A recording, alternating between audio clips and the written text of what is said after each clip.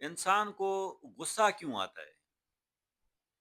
اس پر دو چار باتیں عرض رکھیں گے کہ غصہ آنے کی دو وجوہات ہیں، یعنی غصے کے دو پہلو ہیں، وجوہات نہیں، دو پہلو ہیں غصے کے۔ ایک ہے اس کا فزیکل، یعنی فزیکلی کوئی مسئلہ پیدا ہو گیا، اس وجہ سے بھی غصہ آتا ہے۔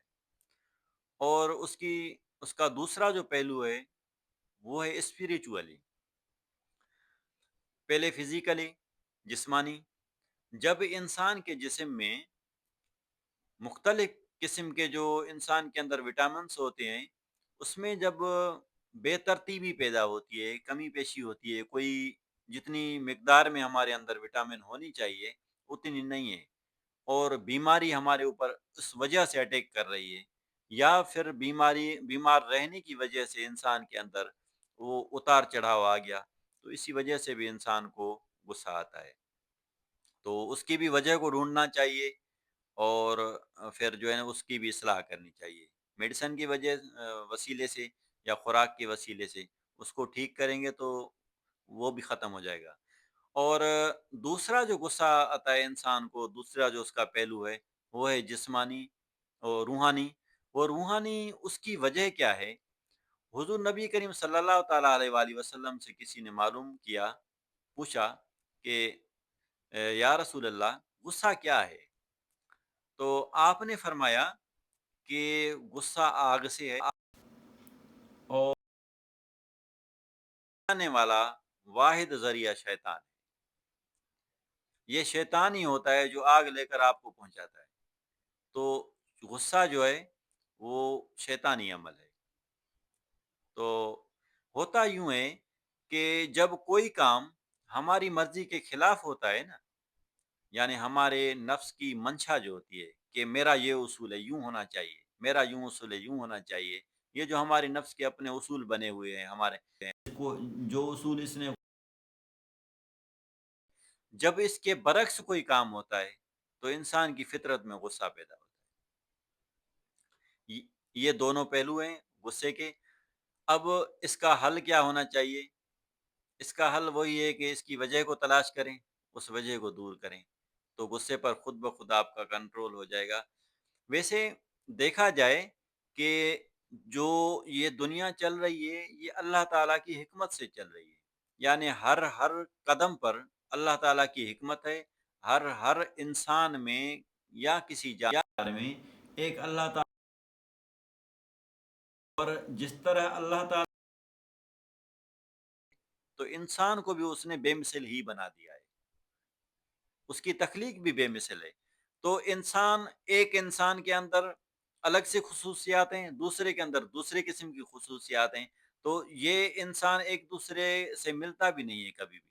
اور ایسا بھی ہے کہ اگر ایک ہی عادات کے دو شخص ہوں تو دونوں بھی آپس میں نہیں ملتے۔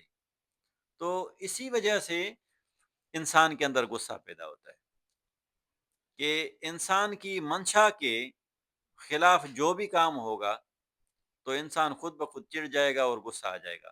اب نقصان دونوں صورتوں میں ایک ہی ہوتا ہے کہ غصے سے انسان کی عقل جو ہے نا وہ سوئچ آف ہو جاتی ہے، عقل اپنا کام چھوڑ دیتی ہے۔ جب انسان کی عقل جواب دے چکی تب غصہ ہی آپ کے اوپر ہوگا نا، یعنی غصہ جب آپ کے اوپر غالب آئے گا تو عقل خود بخود مغلوب ہو جائے گی۔ اب اس کا حل کیا ہے؟ حل یہ ہے کہ ماحول کو دیکھیں آپ، اگر غصے کی ضرورت ہے تو عقل کو تھامے رکھے ہوئے اپنے غصے کو اتنا استعمال کریں۔ اب یہ سمجھ لیں آپ کہ غصہ جو ہے ایک قسم کی خوبی ہے انسان کی، جو انسان کے اندر اللہ تعالیٰ نے رکھی ہوئی ہے۔ اب ہم لوگ اس خوبی کو عقل کو چھوڑ کے استعمال کر رہے ہوتے ہیں۔ کرنا ویسے یہ چاہیے کہ ہم عقل کو تھامے ہوئے اس خوبی کو استعمال کریں، اپنی اس صلاحیت کو استعمال کریں، لیکن ہم لوگ چونکہ اپنی زندگی کو ترتیب ہم نے نہیں دیا ہوا، تو اس وجہ سے ہم لوگ آؤٹ آف کنٹرول ہو جاتے ہیں اور عقل کو چھوڑ کے پھر اس خوبی کو استعمال کر لیتے ہیں۔ اس طرح اور بھی انسان کے اندر خوبیاں ہیں جس کو ہم عقل کو چھوڑ کر استعمال کر رہے ہوتے ہیں، اسی بے قابو ہونے کی وجہ سے عقل جواب دے جاتی ہے۔ تو ہم نے باقابو ہو کر اپنے اس غصے کو استعمال کرنا چاہیے، مثلاً اولاد کے اوپر، مثلاً شاگردوں کے اوپر، مثلاً ماتحتوں کے اوپر، مثلاً کہیں غلط چیز کو ٹھیک کرنے کے لیے۔ لیکن ہمیں اپنے عقل کو اپنے کنٹرول میں، اپنے ہاتھ میں لے کر غصے کو اس مقدار میں استعمال کرنا چاہیے۔ ہم نے اسے اوور ڈوز استعمال نہیں کرنا چاہیے۔ اب اگر آپ کے اوپر غصہ طاری ہو گیا تو اب آپ کیا کریں؟ بھائی اس وقت آپ کے اندر اتنا شعور نہیں رہا اور آپ کے اوپر غالب آ گیا غصہ۔ تو ایسی صورت میں آپ نے یہ کرنا ہے کہ آپ بیٹھ جائیں، کھڑے ہیں تو بیٹھ جائیں، بیٹھے ہیں تو کھڑے ہو جائیں۔ آپ اپنے جسم کو موومنٹ دیں، یعنی اگر بیٹھے ہیں تو آپ کھڑے ہو جائیں، اگر کھڑے ہیں تو پھر بیٹھ جائیں، اور پانی کا گلاس بھر کے آپ تھوڑا تھوڑا کر کے پئیں، ایک دم مت پئیں، کیونکہ اس وقت انسان کا ٹیمپریچر کسی اور مقدار میں لیول میں چل رہا ہوتا ہے، تو اس وقت زیادہ پانی ایک دم پینا نقصان دہ ثابت ہو سکتا ہے۔ تو اس لیے پانی کا گلاس لیں، سیدھے ہاتھ میں لیں اور تھوڑا سپ سپ کر کے پئیں اس کو، جس طرح چائے پی جاتی ہے، یا تھوڑے تھوڑے سے گھونٹ لے کر پرندوں کی طرح پئیں، اس طرح پئیں، اور ایک گلاس پی لیں، تھوڑا سا چھوڑیں، پھر دوسرا گلاس پی لیں آپ، اور الٹی گنتی کو گنیں آپ، یعنی 100 سے لے کر پھر پیچھے آ جائیں، 99 تک آئیں اور 89 تک آئیں، اس طرح آپ پیچھے چلتے آئیں۔ جس بھی لینگویج میں آپ ان گنتی کو آپ گنیں گے تو اس سے بھی جو ہے آپ کے اندر عقل پھر واپس آ جائے گی۔ یہ جو عقل آپ سے چھوٹ گئی تھی نا، جو دب گئی تھی، وہ پھر ایکٹیو ہو جائے گی خود بخود۔ انسان خود بخود ایکٹیو ہوتا ہے، ری ایکٹیو ہوتا ہے، انسان اپنے آپ کو خود ٹھیک کر لیتا ہے۔ اس انسان کے اندر بہت بڑی خوبی رکھی ہوئی ہے، وہ آٹومیٹیکلی اپنے سسٹم کو ٹھیک کر لیتا ہے، لیکن اس کو تھوڑا اس ترتیب میں لانا چاہیے۔ تو اگر غصہ آپ کے اوپر حاوی ہو جائے تو ان دونوں کاموں کو کریں، اس کے اور بھی کریں کہ آپ اس محفل کو چھوڑ کے چلے جائیں، اور ایک اور بات طے کر لیں اپنی زندگی میں کہ غصے میں کوئی بھی فیصلہ مت کریں آپ، کیونکہ اس وقت جو بھی فیصلہ ہوگا نقصان میں ہی ہوگا۔ تو جب غصہ آپ کے اوپر طاری ہو جائے تو اتنا سمجھ لیں کہ آپ نے کوئی فیصلہ نہیں کرنا، اس ٹائم چھوڑ دیں اس کو۔ جب آپ کا مینٹلی جو ٹیمپریچر ہے وہ لیول میں آ جائے، اس کے بعد جو بہتر لگے وہ کر لیں۔ تو اسی طریقے سے اپنی زندگی کو ترتیب دیں۔ غصہ بے ترتیبی کا نام ہے، زندگی کو ترتیب دیں تو غصے پر خود بخود کنٹرول ہو جائے گا۔ آپ جا رہے ہیں کسی روڈ پر، وہاں پر بہت ایسے ایسے واقعات آ جائیں گے، آپ کو غصہ آ جائے گا، وہ اس کی بے ترتیبی ہے۔